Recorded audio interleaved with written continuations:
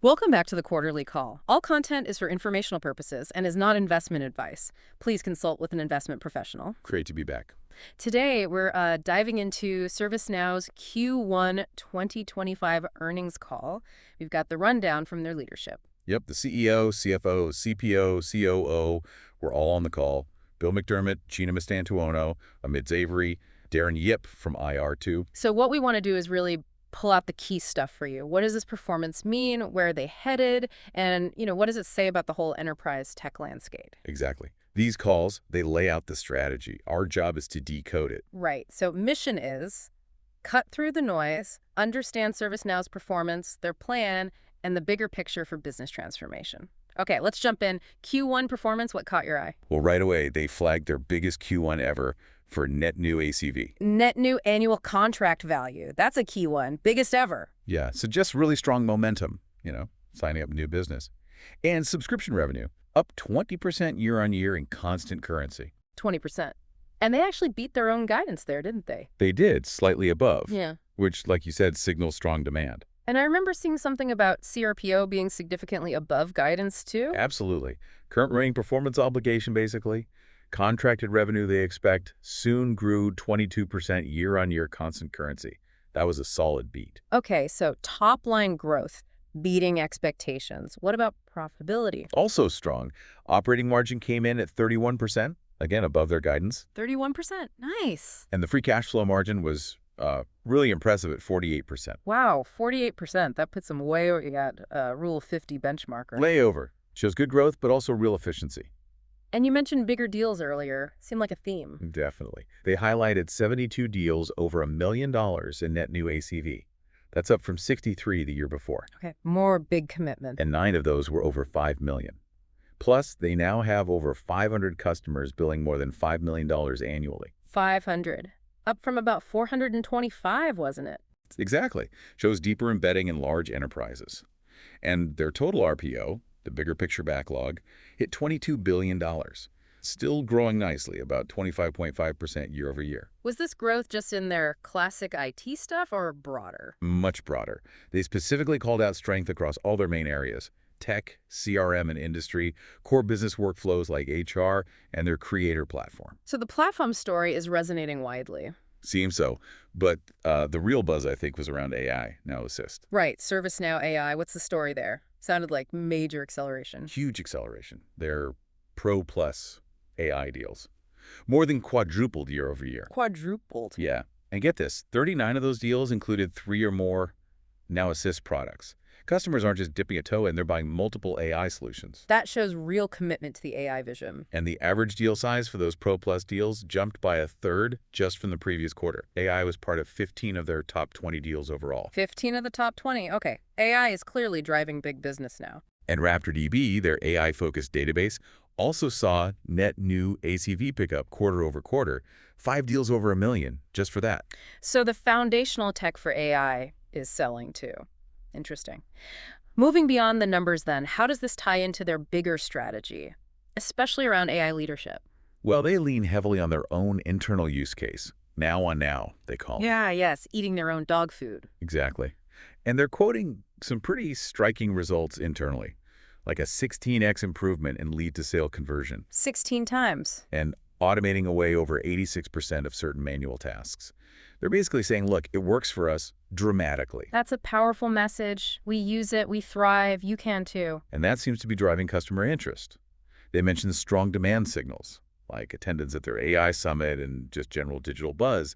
They're expecting their biggest knowledge conference ever. So the interest is definitely there. Right. And they're framing it less as just digital transformation now and more business transformation. A subtle but important shift. What does that mean in practice?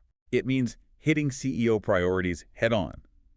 Cost savings, yes, but also modernizing legacy tech stacks and creating a truly integrated enterprise. Things that are top of mind for every leader right now. Absolutely.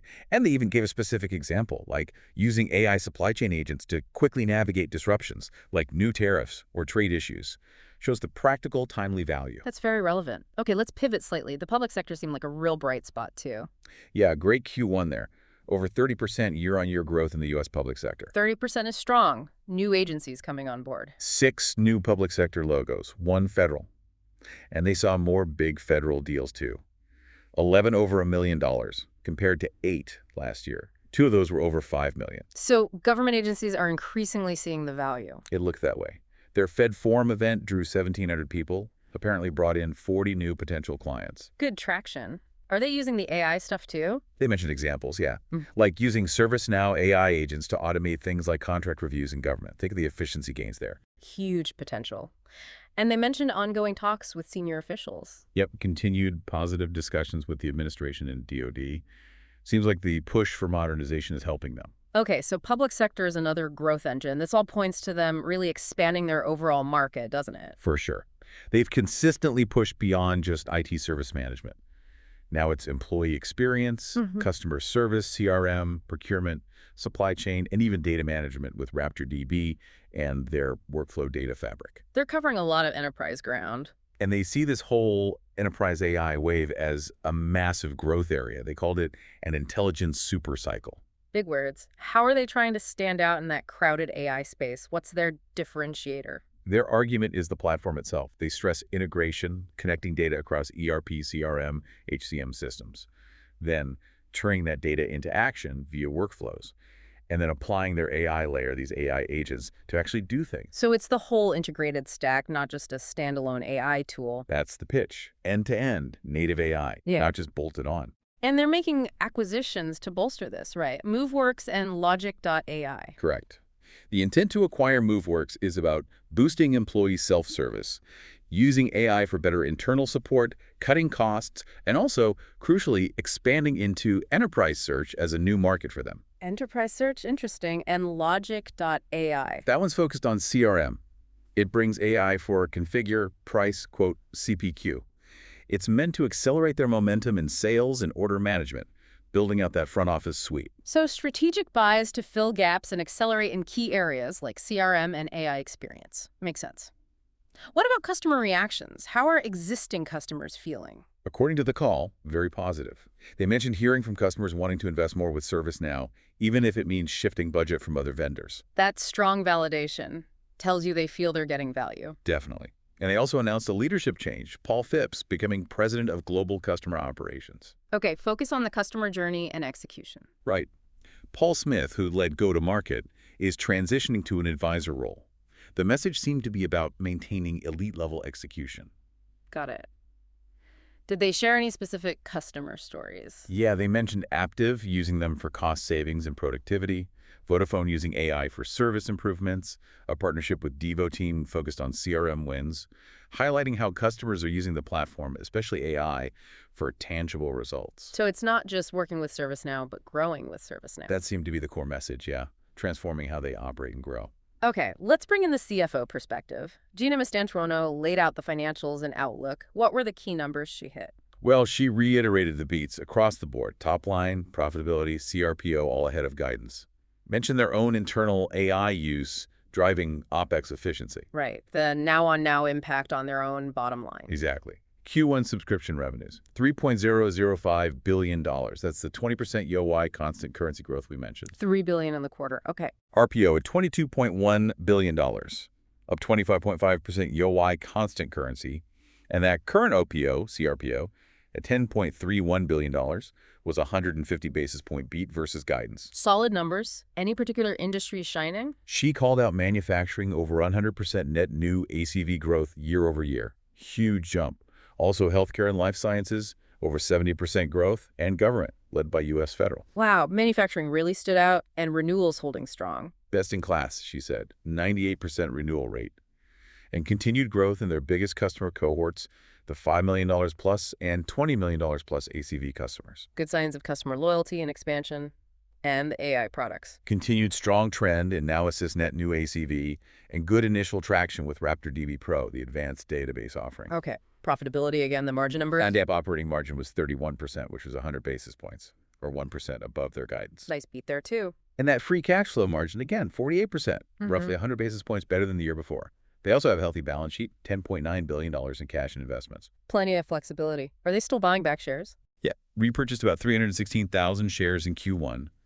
Still have about $3 billion authorized for future buybacks. Okay, so strong quarter financially. What about the outlook for the rest of 2025? Did they raise guidance? They did raise a full-year subscription revenue guide, now expecting $12.64 billion to $12.68 billion.